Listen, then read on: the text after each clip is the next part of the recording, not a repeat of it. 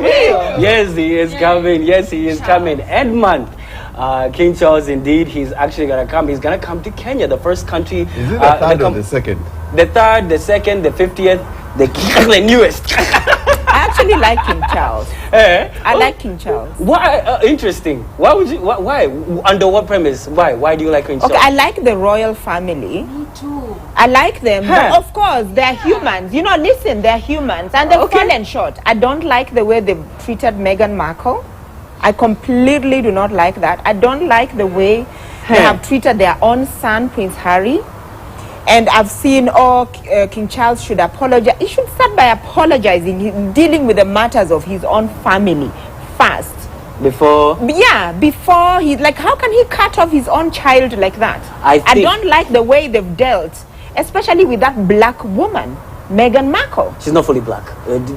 Forget it, she's black. In our world, she's black. She's not fully black. Okay, but here's the thing. No. They have, in certain ways, first of all, I started by saying I love the royal family. I love what they represent. And I'm just saying, I don't like these aspects about them.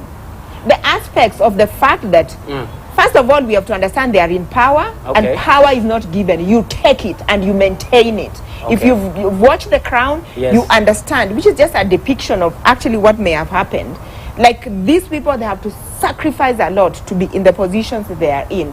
But we are living in a different world. For me, the day they will make peace with their son, Prince Harry and Meghan Markle, maybe I look at them differently. Right now, something just seems to have broken. Something is broken.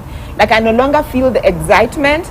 And I'm on record as having organized the 1 million party. And I remember people calling me and saying that, do you know, why are you celebrating? Why are Kenyans celebrating the royal wedding? Yeah, why? We had a live transmission of the wedding of Prince William. He did but because the Commonwealth thing, look, we cannot even write our own history without talking about the Britons. Even when we are talking about the Bible in one hand and a gun in the other hand, when we are talking about our culture, how we forgot our culture, they deculturized us, you know. So, you know, we have to accept our past. Hate them, love them, whatever you say, they are part of our social fabric. Look at the buildings. You know, when you're in London, there's a street, you're in London. I wondered, am I in Nairobi or am I in Kenya? There's so many similarities. So they are part of us, but there's certain aspects, over. Why do you also like I want to hear this perspective before I say anything. I love the royal family. Okay. Why? I love British now. Like, find them. Okay, I love their style of living, how they cultured us into everything we do.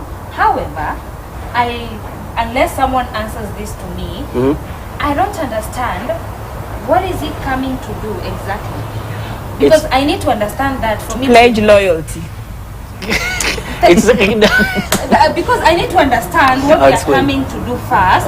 For me to, because I'm not celebrating them coming in the first place because he's coming to inspect his subjects.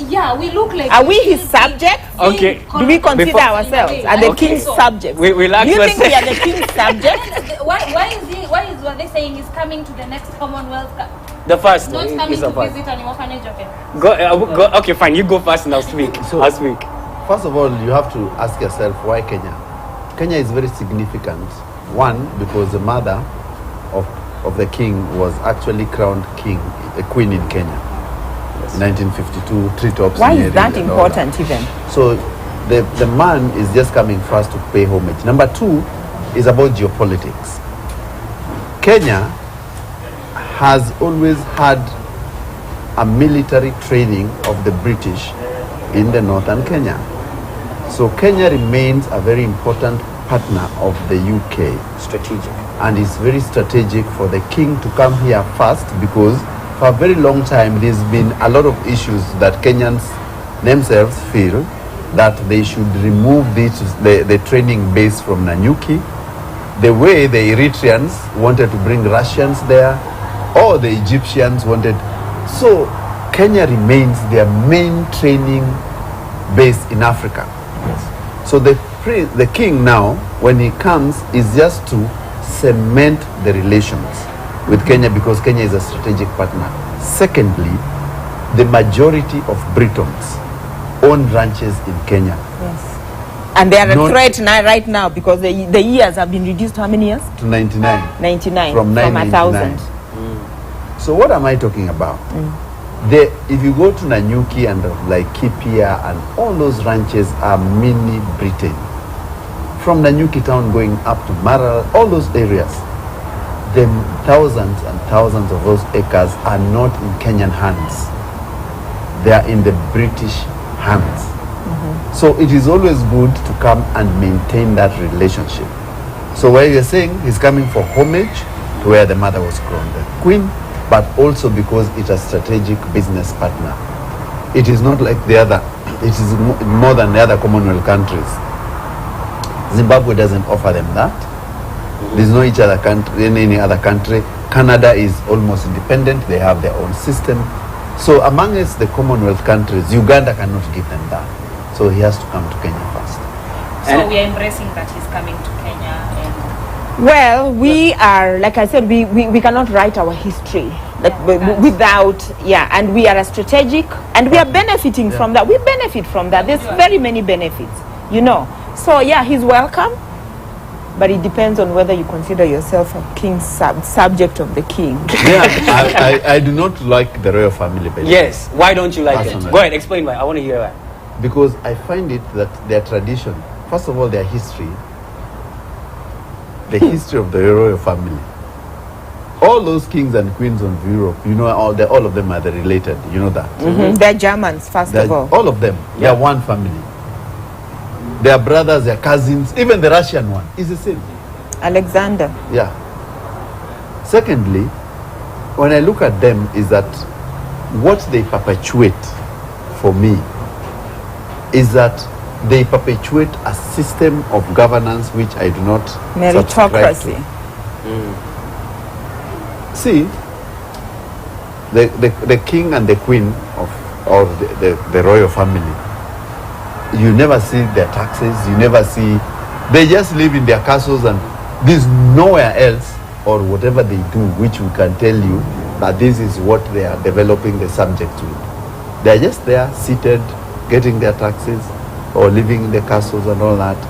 The system of governance is totally outdated. But you know what, I have to say something about that, just generally about the kings and queens, generally.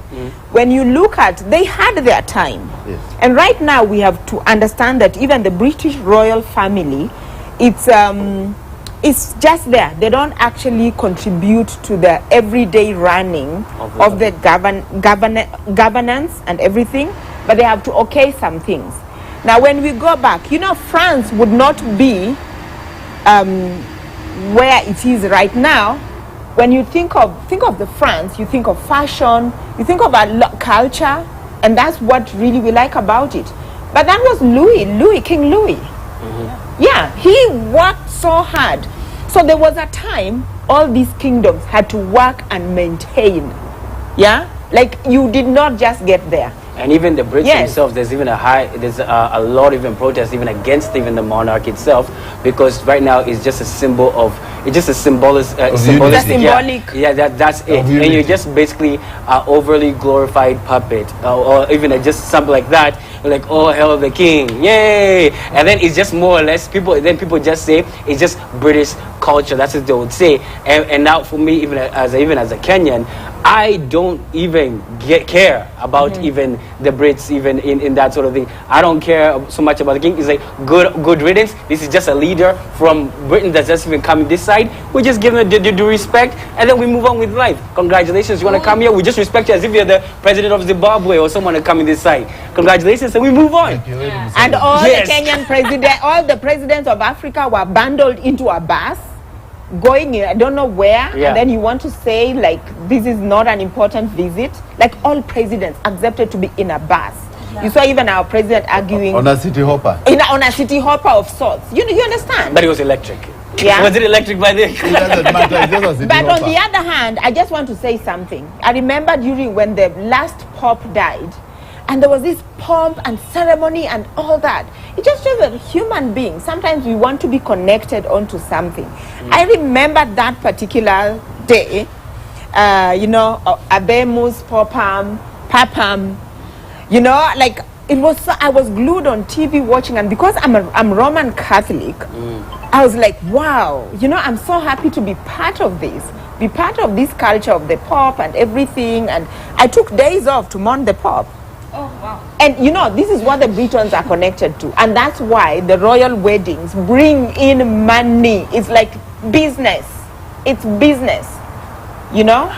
So Okay. Let me say this. I am so sure when the king comes, is there anyone who's going to curtsy on that day? I'll not curtsy, but I'd love to